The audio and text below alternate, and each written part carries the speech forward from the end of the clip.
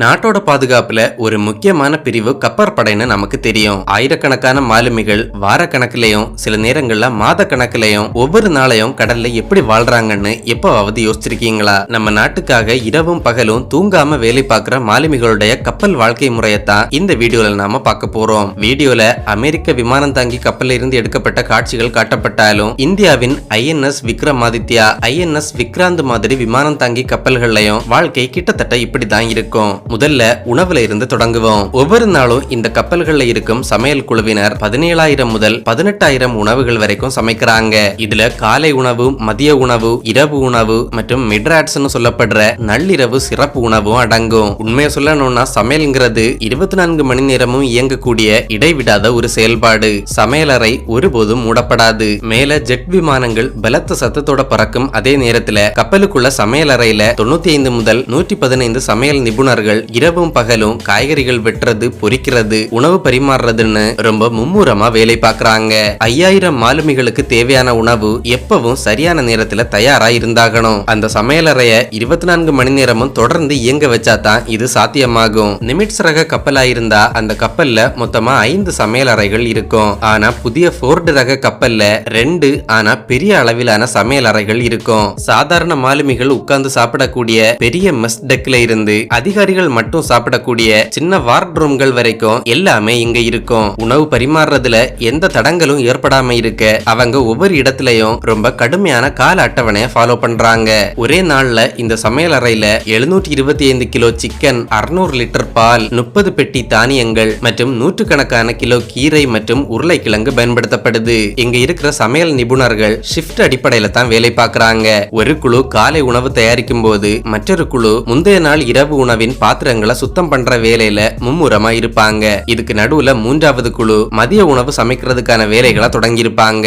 இரவு உணவு முடிஞ்சதும் அடுத்து மிட்ராட்ஸ் நேரம் வரும். இது நைட் ஷிப்ட்ல வேலை பார்க்கிற மாலுமிகளுக்கான சிறப்பு உணவு. கப்பல்ல இருக்கிற சாதாரண மாலுமிகளை பொறுத்த வரைக்கும் உணவு இடைவேளை ரொம்ப குறுகிய காலமா தான் இருக்கும். அதனால வேகமா சாப்பிட்டு முடிக்கணும். உணவு வாங்கணும்னா முதல்ல நீளமான வரிசையில நின்னு தான் வாங்கணும். மெட்டல் தட்டுகள்ல பரிமாறப்படும் இந்த உணவை அவங்க உட்கார்ந்து சாப்பிடுறதுக்காக போடப்பட்டிருக்கிற பெஞ்ச் டெஸ்குகள்ல உட்கார்ந்து சாப்பிடணும். இதுதான் கப்பல்கள்ல பின்பற்றப்படும் முறை. சாப்பிடும் போது நண்பர்களோட அரட்டை அடிச்சிட்டு நேரத்தை வீணாக்க கூடாது. வேகமா சாப்பிட்டுட்டு எழும்பணும். ஏன்னா அடுத்த குழு சாப்பிட தயாராயிருப்பாங்க. இதன் காரணமா பெரும்பாலான மாலுமிகளுக்கு சாப்பிட 20 முதல் 30 நிமிடங்கள் மட்டும் தான் கிடைக்கும். ஆனா கப்பல்ல உயர் பதவியில் இருக்கும் அதிகாரிகளும் தலைமை அதிகாரிகளும் அதிக வசதியுள்ள இடங்கள்ல அமர்ந்து சாப்பிடலாம். அவங்களுக்கு கிடைக்கும் உணவுகளும் மாலுமிகளுக்கு கிடைக்கும் அதே உணவுனாலும் அவங்களுக்கு இன்னும் சில உணவுகள் அதிகமா கிடைக்கும். அதோட கவனிப்பு நல்லா இருக்கும். அதிகாரிகள் உணவு சாப்பிடுற வார்ட்ரூம்கள்ல ஸ்டாக் அதிகமா இருக்கிற நேரங்கள்ல அதிகமான இறைச்சி மற்றும் பல வகைகளை பார்க்க முடியும். வருடத்தின் சில நாட்கள்ல மட்டும் வரக்கூடிய முக்கியமான பண்டிகை நாட்கள்ல கப்பல்ல பெரிய மாற்றத்தை பார்க்க முடியும். அந்த நாட்கள்ல கப்பல் அதிகாரிகளே ஏப்ரன் போட்டுட்டு சமையலறைக்கு சமைக்க வருவாங்க. அவங்க சமைச்ச உணவை அவங்களே கீழ்மட்ட மாலுமிகளுக்கு பரிமாறுவாங்க. கப்பலின் கடினமான வேலைகளுக்கு நடுவுல நாங்க வெறும் இயந்திரங்கள் கிடையாது, மனிதர்கள் தான் எல்லாரும் ஃபீல் பண்றது மாதிரி அந்த தருணம் இருக்கும். உணவுக்கு அடுத்து ரொம்ப அத்தியாவசியமான பொருள்னா அது தண்ணீர். கப்பலுக்கு வெளியே நாலாபுரமும் கடல் நீர் இருந்தாலும் அதை யாராலையும் குடிச்சு உயிர் வாழ முடியாது. ஆனா தண்ணீருக்காக ஒரு விமானம் தாங்கி கப்பல் அடிக்கடி கரைக்கு வந்து போறது சாத்தியம் கிடையாது. கப்பலுக்கு தேவையான தண்ணீரை கப்பல்லே தயாரிக்கிறாங்க. கப்பலின் கீழ் பாகத்துல கடல் நீரை குடிநீரா மாற்றக்கூடிய இயந்திரங்கள் 24 மணி நேரமும் ஓடிட்டு இருக்கும். ஒவ்வொரு நாளும் சுமார் 15 லட்சம் லிட்டர் தண்ணீரை இப்படி சுத்திகரிக்கிறாங்க. இந்த தண்ணீரை பயன்படுத்தி தான் குடிக்கிறது, சமையல், துணி வைக்கிறது மற்றும் இயந்திரங்களை குளிரூட்டுறது மாதிரியான விஷயங்களை பண்றாங்க. இவ்வளவு தண்ணி இருந்தாலும் தண்ணீரை சிக்கனமா பயன்படுத்த மாலுமிகள் அறிவுறுத்தவும் பயிற்றுவிக்கவும் பண்றாங்க.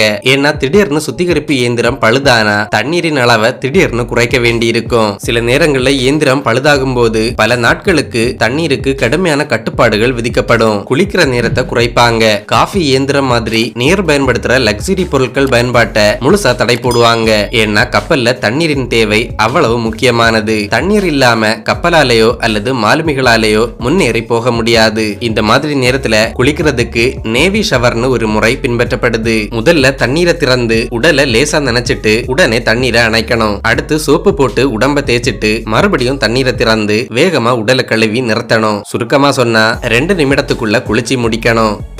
அடுத்ததா தெரிஞ்சுக்க வேண்டிய முக்கியமான விஷயம் தூக்கம். கடினமான வேலைகளுக்கு பிறகு கொஞ்சம் நேரம் கிடைக்கும் போது மாலுமிகள் அவங்களுடைய தங்கும் இடங்களுக்கு போவாங்க. கடல்ல போற ஒரு போர்க்கப்பல்ல இதுதான் அவங்களுடைய வீடுன்னே சொல்லலாம். உலோகத்தால செய்யப்பட்ட குறுகிய நடைபாதையை ஒட்டி 3 அடுக்குகளா படுக்கைகளா அடுக்கி வச்சிருக்கிறத நீங்க பார்க்கலாம். இந்த படுக்கைகள் அளவுல ரொம்ப சின்னதா இருக்கும். ஒருத்தர் நேரா படுத்தா தலைக்கு மேல அரை மீட்டர் இடம் கூட இருக்காது. படுக்கையில எழுந்து உட்கார்ந்தா நிமிர்ந்து உட்கார முடியாது. மேல தலை தட்டும். அந்த அளவுக்கு இதுல இடவசதி குறைவா இருக்கு. சும்மா படுக்கலாம், அவ்வளவுதான். வீரர்களின் மொத்த உடைமைகளும் வீட்ல இருந்து வர்ற கடிதங்கள், சிறிய தின்பண்டங்கள், புகைப்படங்கள் மாதிரியான விஷயங்கள் படுக்கைக்கு அடியில இருக்கிற சின்ன ஒரு இடத்துல இருக்கும். அதுக்கு பக்கத்திலேயே சீருடை வைக்க ஒரு சின்ன லாக்கர் இருக்கும். ஒருத்தர் தூங்கிட்டு இருக்கும் போது இன்னொருத்தர் அப்போதான் வேலையை முடிச்சிட்டு தூங்க வருவாரு. இன்னொருத்தர் வேலைக்கு போக தயாராகிட்டு இருப்பாரு. என்ஜின்களின் சத்தம், குழாய்களின் ரீங்காரம் மற்றும் கப்பலின் அறிவிப்புகள் எப்பவும் கேட்டுக்கிட்டே இருக்கும். ராத்திரி நேரத்துல கண்களுக்கு இதமா இருக்கிறதுக்காக சிகப்பு நிற விளக்கு பயன்படுத்தப்படுது. வீரர்களின் தரவரிசைக்கு ஏத்த மாதிரி தூங்குற இடங்கள்ல மாற்றங்கள் இருக்கும். சாதாரண மாலுமிகள் சுமார் 60 பேர் கொண்ட பெரிய அறைகள்ல தூங்குறாங்க. சற்று உயர் நிலைகளில் இருக்கும் அதிகாரிகளுக்கு 8 பேருக்கான அறைகள் கொடுக்கப்படுது. உச்ச அதிகாரம் கொண்ட அதிகாரிகள் 4 பேருக்கான அறைகள்ல இருக்காங்க. அவங்களுக்காக சொந்தமா சின்ன மேஜையும் கொடுக்கப்படுது. கப்பலின் மிக முக்கியமான நபர்களான கேப்டன் மற்றும் எக்ஸோ பொறுப்புல இருக்கிறவங்களுக்கு தனி அறைகள் இருக்கும். எந்த தரவரிசை அதிகாரிகளா இருந்தாலும் தூங்க போற முறை கிட்டத்தட்ட ஒண்ணுதான். படுக்கையில படுத்து கர்டைன்ஸை இழுத்து மூடிட்டு வெளியே கேட்கிற இறைச்சல்களை மறந்து தூங்க முயற்சி பண்ணணும். ஏன்னா இந்த கப்பல்ல ஓய்வுங்கிறது ரொம்ப குறைவா தான் கிடைக்கும்.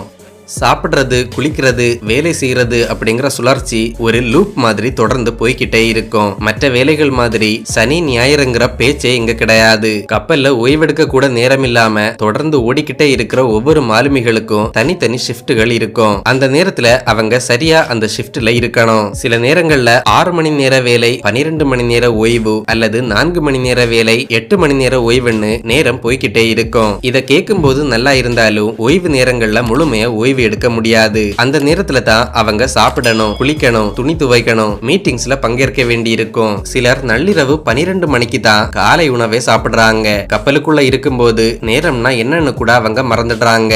வெளி உலகத்தோட பெரிய அளவு தொடர்பு இருக்காது. கப்பலின் ஒவ்வொரு பகுதியிலையும் ஒவ்வொரு வேலை நடந்துகிட்டே இருக்கும். கப்பல்ங்கிறது ஒரு பெரிய இயந்திரம் மாதிரி. ஒவ்வொரு மாலுமியும் அந்த பெரிய இயந்திரத்தின் சிறிய பாகங்கள். எவ்வளவு சோர்வுகள் இருந்தாலும் டிசிப்ளினுக்கு அங்க ரொம்ப முக்கியத்துவம் கொடுப்பாங்க. ஷிஃப்ட் நேரத்துல அவங்க வேலையை சரியா செஞ்சுட்டு கிடைக்கிற கொஞ்சம் நேரத்துல தூங்க முயற்சி பண்றாங்க. இத சரியா பண்ண காஃபி மற்றும் எனர்ஜி ட்ரிங்க்ஸ அதிகமா பயன்படுத்துறாங்க. உடல் தூய்மையோட சேர்த்து கப்பலை சுத்தமா வச்சிருக்கிறதும் அங்க கடமையா பார்க்கப்படுது. ஃபீல்டு டேன்னு சொல்லப்படுற குறிப்பிட்ட நாட்கள்ல கப்பலின் எல்லா மூலை முடுக்குகளையும் துடைத்து சுத்தம் பண்றாங்க. இது ஒரு பெரிய வேலையா இருந்தாலும் கப்பல்ல தொற்று நோய்கள் உருவாகாம இருக்க இத பண்ணியே ஆகணும். தொற்று நோய் பரவுனா அது கப்பலோட இயக்கத்தை மொத்தமா பாதிக்கும். என்னதான் போர்க்கப்பல்ங்கிற போருக்கான ஒரு இடமா இருந்தாலும் அங்கேயும் பொழுதுபோக்குகளுக்கு அனுமதி உண்டு. சிறிய ஜிம்கள், டிவி பார்க்கும் இடங்கள் மற்றும் விளையாடும் வசதிகளும் கப்பல்ல இருக்கும். இணைய வசதி மிக குறைவா தான் இருக்கும். சில நேரங்கள்ல இமெயில் அனுப்புற அளவுக்கு கூட சிக்னல் இருக்காது. வீடுகள்ல இருந்து வரும் கடிதங்களும் செய்திகளும் தான் அவங்களுக்கு பெரிய மகிழ்ச்சியா இருக்கும். சில நேரங்கள்ல விமான ஓடுதளத்துல ஸ்டீல் பீச் பிக்னிக்னு ஒரு நிகழ்ச்சி நடத்துறாங்க. இந்த நிகழ்ச்சிகள்ல வீரர்கள் பாடல்கள் பாடி நல்ல உணவு உண்டு மகிழ்ச்சியா இருக்காங்க. இந்த மாதிரி சின்ன சின்ன விஷயங்கள் தான் அவங்களுக்கு கொஞ்சம் ஆறுதல் தர்றது மாதிரி இருக்கும். சுருக்கமா சொன்னா ஒரு விமானம் தாங்கி கப்பல்ல வாழ்க்கைங்கிறது உணவு, குளியல், தூக்கம் மற்றும் வேலையின் சுழற்சி.